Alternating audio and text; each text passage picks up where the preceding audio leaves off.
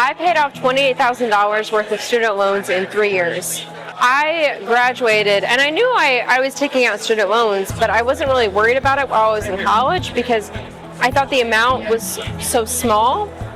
So when I graduated and I started making payments, my payments were $350 a month, and my income was $20,000 a year. And I had other expenses, and I didn't really have an emergency fund, so I was trying to build up a basic savings account, and I realized how much that loan impacted my ability to save, invest, travel, spend money on hobbies. That money could have been used for so many things. And I realized that, I had a 10-year repayment plan, and I didn't want to keep paying that amount for 10 years. So the first thing I did is I decided I'm going to put $10 extra a month toward my student loans. And I called my loan provider, and they said, yeah, that'll drop your repayment from 10 years to 9 years. And I thought, wow, you don't really miss $10 a month, but to see 1 year of not having student loans would be huge. And that really got me motivated because I thought, well, if I do $10 here and $10 there, and then once, I got a slight raise, I got a cheaper apartment, all those changes add up really quickly. And if you just keep living the same way, but you put that extra money toward your loan, suddenly you've cut it back maybe to 7 years, to 5. And, getting roommates really helped. And then the last year I was paying off my student loans, I was putting 50% of my paycheck toward my loans.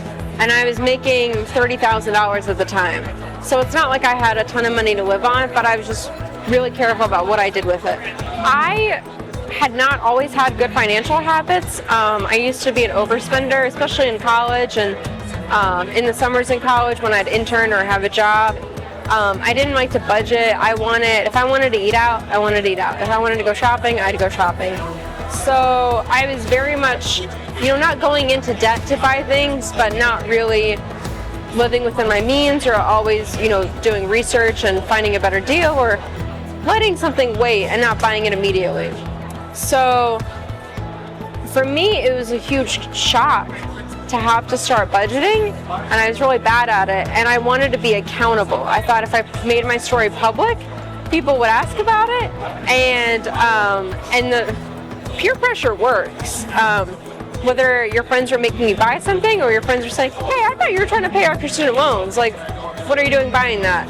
So I also thought it would be fun to maybe motivate other people. If I shared my journey, maybe they would be inspired and see that, well, maybe I can pay off my loans early too, just by making some small lifestyle changes. And I just like writing about it and documenting it and getting responses from people, either people close to me or readers. And money is such a taboo. People would rather talk about their own mortality than about how much debt they have. So the bigger the conversation is around money, the more we can all help each other and share what we've learned. I think a lot of it is, do you want to share with your best friend what you're doing wrong financially? Do you want to tell your parents what money mistakes you're making? We're kind of scared to talk about it. So I think what people like about having bloggers or coaches or, YouTubers or podcasters is that you can reach out to someone and they're not going to judge you. They just want to help you, and they're also not going to be there at brunch the next day or at your book club meeting knowing, all that stuff about you. Because I think there is some fear about exposing, hey, I have a 450 credit score, but I don't want to tell my friends that. So I think that's what I hear from people is they want accountability and they want someone to call them out. And sometimes you don't want that from your friends or your family, or they're not comfortable giving it to you because they don't know how to be that person in your life. Or maybe they themselves don't have a good financial background and they're not the person you can ask something. So I think what I hear a lot of is, okay, you inspired me to be more empowered and learn more about the kind of debt I have, because it's a really scary, confusing, and complicated thing, especially with student loans and investing. And I think a lot of people just want to say, okay, well, she did it, and she doesn't have an MBA or a finance background. I was a journalist. So I think it's motivating to see that, all right, she's a real person. She's not a Harvard MBA grad who paid off her loans early. And I think we all want to see someone who reminds us of us doing something that we aspire to do. I think the first thing, before making a budget, the first thing is just to start writing down how much you spend. That might be in a notebook, that might be in a notes app that you have on your phone, and every time you check out, you just write it down. So not even start budgeting, but just write down what you earn. Studies show that when you write down what you earn, you immediately become more mindful of what you're spending because you see things. And it's so easy to shop online.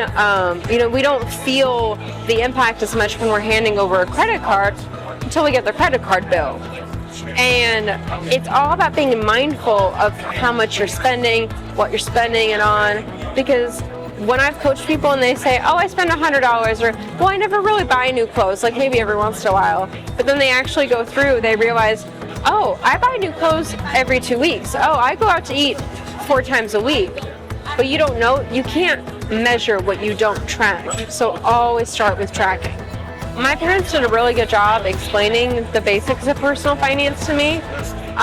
So I think what we need to do if we're older is talk about our mistakes, honestly. Like talk about the things that you did wrong from a personal and a non-judgmental point of view. If you feel like you took out too much in student loans, maybe telling your 17-year-old niece is going to help her make better college decisions.